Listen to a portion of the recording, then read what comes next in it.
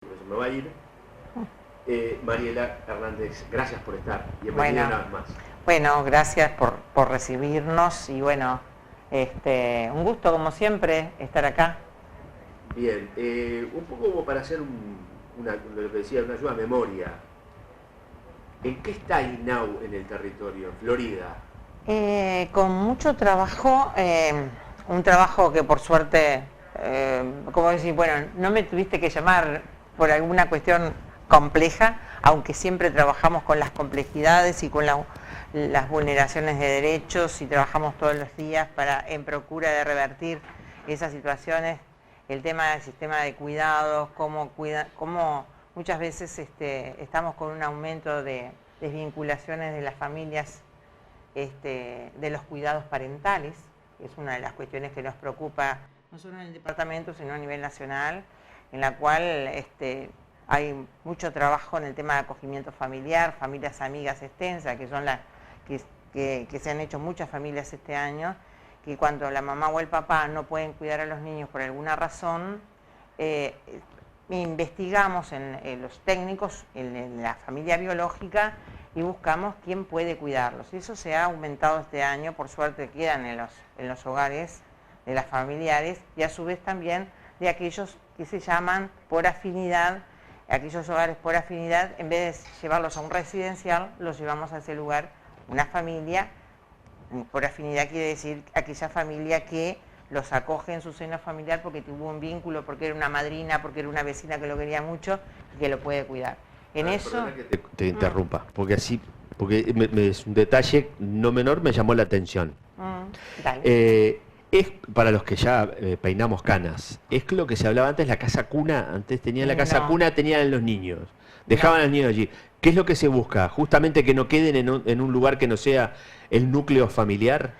Lo que se busca es que, porque tenemos los hogares, y ahora, después te cuento, los hogares internados, ¿tá? Entonces, cuando un chiquilín se desvinculaba, generalmente antes se llevaba al internado, un residencial que se dice el 24 horas, que está desvinculado de su familia, de los cuidados diarios de su familia. Se queda a dormir, vive ahí.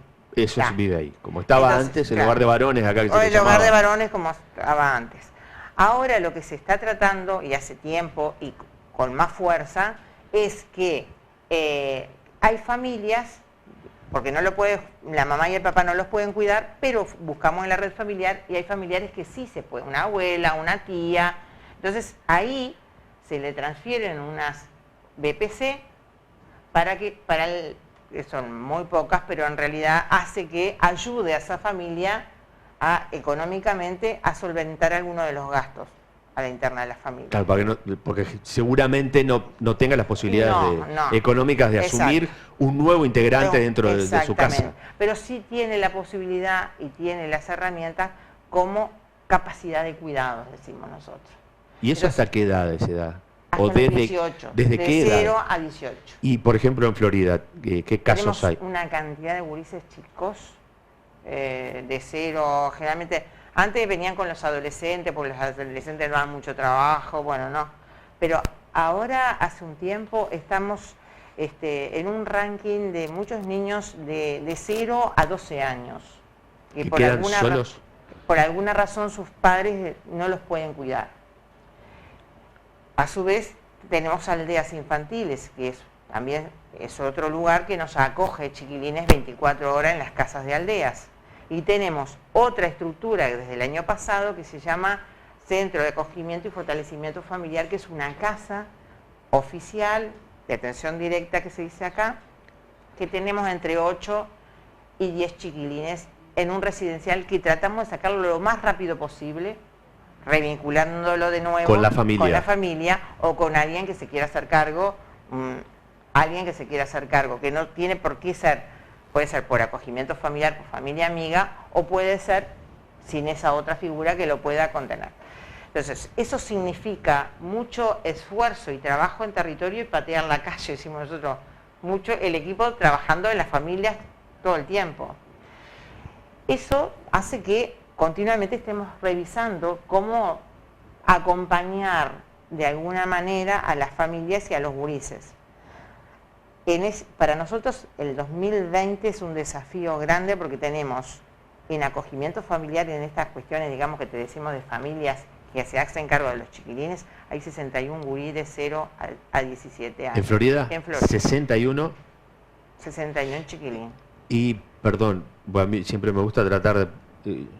yo soy lo que está en contra del centralismo de Montevideo, pero también en contra del centralismo de Florida. Y hablamos a veces de Florida y pensamos solo en la ciudad. No, ¿Qué pasa en el interior? Departamento. Claro, pero ¿qué pasa en el interior? Hay una relación porcentual, hay 30 en Florida y, por ejemplo, 30 del interior. Hay 5 o 6 de Sarandí Grande, hogares. Sí, 4 o 5, 4.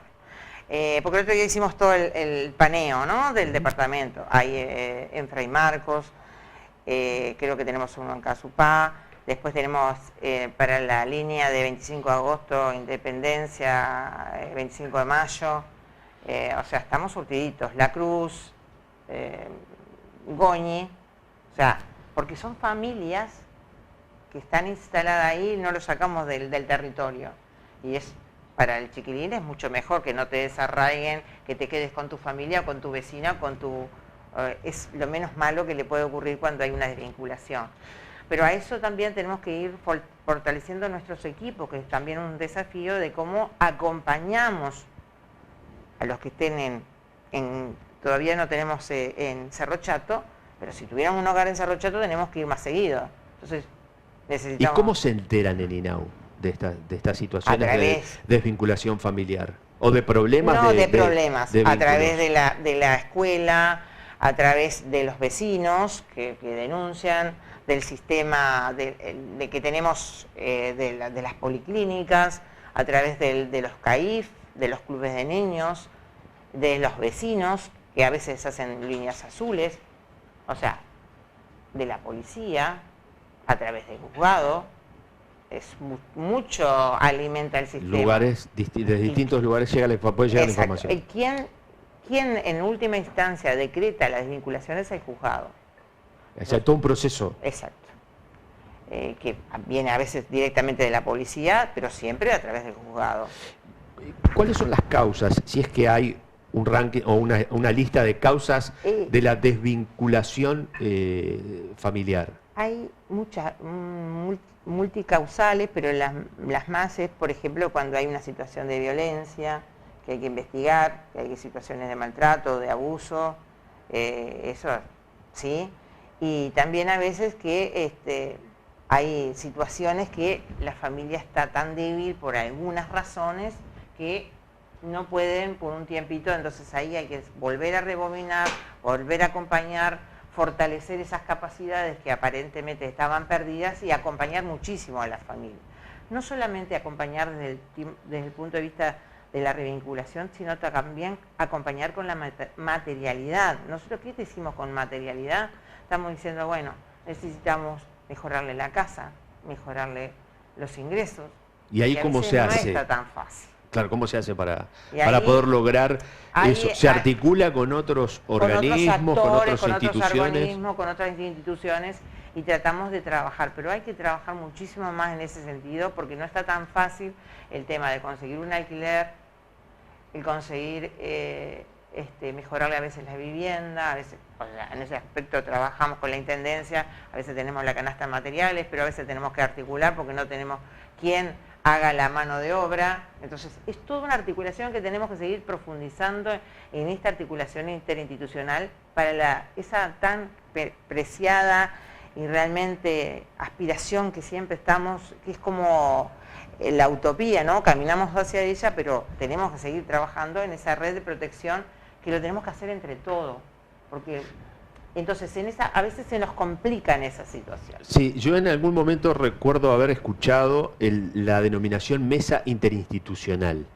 en distintos ámbitos de la actividad institucional de Florida. En el caso concreto de la primera infancia, la juventud, la atención a los niños, niñas y adolescentes, ¿se ha logrado articular adecuadamente entre todas las instituciones?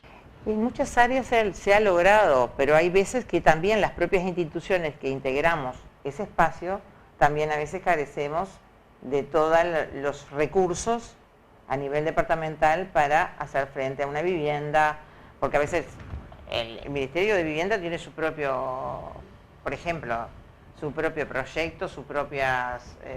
y hay veces que no tienen, o sea, muchas veces hacen asistencia a los programas prioritarios que son los ETAF, que también asisten a familias con muchas vulnerabilidades, y está en la canasta de materiales, pero no todos acceden a esa canasta porque son finitas.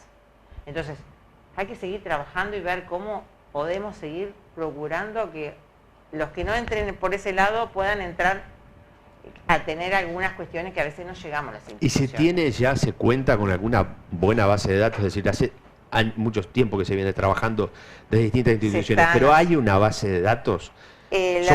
A uno le llama la atención, y a veces, yo siempre digo, a mí a veces me llama la atención que siendo tan pocos, fácil de identificar, desde el punto de vista de la cantidad, no hablo de la complejidad, que eso ya ahí es donde puede estar el matiz, no se logre a veces solucionar los problemas que se plantean con la celeridad que los problemas se presentan. Muchas veces, generalmente es un tema de recursos, porque bueno, ¿recursos humanos o económicos? Recursos económicos, muchos, y también a veces recursos humanos. Desde el punto de vista técnico. Técnicos, pero también los técnicos a veces se chocan con esta cuestión, digamos, porque tenemos la estrategia, tenemos que ayudar, y muchas veces no tenemos la materialidad que nos dicen, mira, ¿cómo hacemos para conseguirle un alquiler a esta persona? Más allá que hayan otras líneas que a veces, con los más necesitados, a veces no llegamos a mejorarle la vivienda porque no entran en ese proyecto que hay definido, o los recursos no existen en ese momento. Pero bueno, tenemos que seguir trabajando en ese sentido para ver cómo hacemos a nivel departamental para mejorar en esas cuestiones los más vulnerables, ¿no? ¿Qué es lo que más se ha complejizado? ¿El vínculo desde el punto de vista de la conformación familiar, es decir, de estructuras familiares que se han roto, que no existen, o ha cambiado en algo la sociedad como para llevar a que sea esto un poco más complejo? Mirá, yo creo que cada vez, no sé si cada vez más, porque hay como dos tensiones o varias tensiones, pero no sé si estamos llegando cada vez más a los más vulnerables. Hoy se tiene más posibilidades de llegar a detectar. A detectar más situaciones de vulnerabilidad, pero a su vez también te quedas corto con la frazada de los recursos, con el tiempo y forma que vos decís. Y también, cuando llegamos, han llegado varios equipos muchas veces y no han tenido la posibilidad de ayudar o de cortar, porque también nos estamos revisando entre todos nosotros, ¿sí? Tenemos que estar cada vez más trabajando sobre las causas, operando sobre las causas de esas situaciones en las cuales está, situaciones de maltrato, de violencia, que se vuelven a repetir a veces a lo largo de la historia del núcleo familiar, entre otros.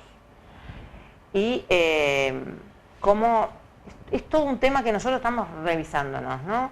Pero el tema, muchas veces esa cuestión, digamos, del vínculo de protección, del vínculo del cuidado, es una de las cuestiones que nos alarma y nos preocupa muchas veces, o te vienen a entregar un chiquilín porque te dicen, yo no puedo más con este chiquilín, porque cruzan otras cuestiones como las adicciones.